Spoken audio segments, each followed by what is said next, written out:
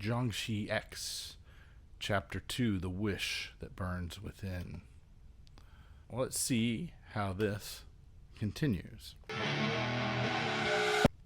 It's the day after they have become Daoshi. It's going to be their first mission. I'm still learning their names, so for now I'm going to say right off the bat, the kind of more arrogant one, the loud one, is being typically overconfident and more flashily dressed, I guess, for the occasion is the joke. They're basically talking about what kind of missions they could do. The aforementioned new Daoshi, who's being overconfident and overdressed, is stating his intention to become a future Bagua Daoshi, the great Chayon. I guess this is like the elite of the elite. Anyway, that's his plan. We'll see if that ever happens. Maybe. Daoshi Konglun. I can't tell. Is there an L in there? He is watching them while drinking, sitting by a tree, and he's been assigned to accompany them on their first mission. He's not amused, and by this or them. But he knows what their mission is, and they're going to investigate some deaths in a nearby village. Some people were brutally slaughtered outside of a nearby village, so they go to investigate. They get to the village. The village welcomes them. One of them even approaches our main character, Chayon. Oh, okay, that's his name. Not our main character's name. But our more arrogant guy, he is Chayon. He kind of steps in and offers a ward to ward off evil energy in lieu of our other main character, our real main character. Other guy I'm not talking about, it's Julie. Julie? I don't know. After a brief encounter with the villagers, they go to examine one of the bodies. Our mentor character here says no human did this. It turns out there is someone who saw it from start to finish, but it is her, this little girl, who saw her parents get killed, which is awful. She's not up to talking or ready to talk. Chayon tries to... well, he promises they'll catch whoever did it, but she's not really responding in any real way. So they leave her be for now, as per their mentor, and they go investigate the scene of the murders. And immediately upon arriving there, they encounter a sinister aura. And sure enough, a killer Jiangshi is there, and it basically like sort of attacks, but he's just standing there being very threatening. So I think maybe the main character's name is Xiaohu. Anyway, he decides he's going to handle it, and he's been pretty quiet and reserved up until this point. And he does a flashback, and you get to flashback to see what happened to him. Same thing happened to him. His parents got killed in front of him by Jiangshi, and that's when he's saved by his basically foster father, who we met in the previous chapter. And that's what inspired him to go down the path he's on.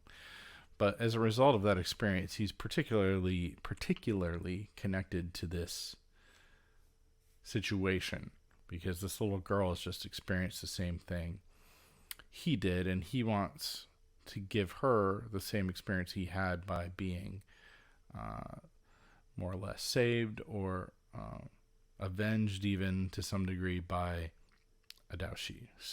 Clearly that's in his head, and he basically just destroys the Jiangshi, no problem. This panel in particular is good. It's like an uppercut, right? I mean, not exactly. He's got open palm, but knocking his... Maybe he's hitting him in the nose. I don't know. Anyway, he nails him. And that's it for him. That's it. takes care of it. So, Xiao Hu, our main character, the mentor recognizes, oh, he's as strong as they say. He's calm on the outside, but inside, his fighting spirit burns the hottest of the three. He's every bit the young tiger the Daoshi saw him to be. The Daoshi being his foster father, who saved him, I believe, in the past. So they go back to the village. They actually parade the Jiangshi around. He's got a ward on his forehead that makes him harmless. At this point, Xiao Hu does approach the little girl and brings her a protection amulet for her house. Brings her a protection amulet for her house. As long as she has it, she'll have a small link to Shenfo de Shiji, the realm of the gods, to help you in life. He tells her, you have wonderful parents. They saved your life, and I know they'll keep watching over you.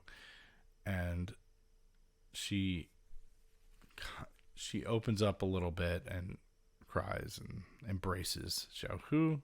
And so, surprise, surprise, Xiao Hu is turning out to be a very good Daoshi. From there, we move to a place called Bagua Hall, where I'm guessing the Bagua Daoshi meet, the elite, that the other guy whose name, it's going to take a minute for these names. This is, I think, what he's claiming he's going to be one day. And we get a quick little meeting of all of them, or at least a little rundown of their name and their appearance right here. Kan, Gen, Zen, Zun, Li, Kun, Dui, Kan, Kian, Kin. I don't know how to pronounce that right. They're all related to different elements. So sky, marsh, earth, fire, wood and wind, thunder, mountain, water. And they gather here. And they're praying to a goddess about some vision of the future. And that is the complete destruction of heaven and earth. This is, I think, a hint at the overarching plot coming. So we'll see next week what Jiangshi X brings. It's been a pretty interesting start so far. I'm interested enough to keep going.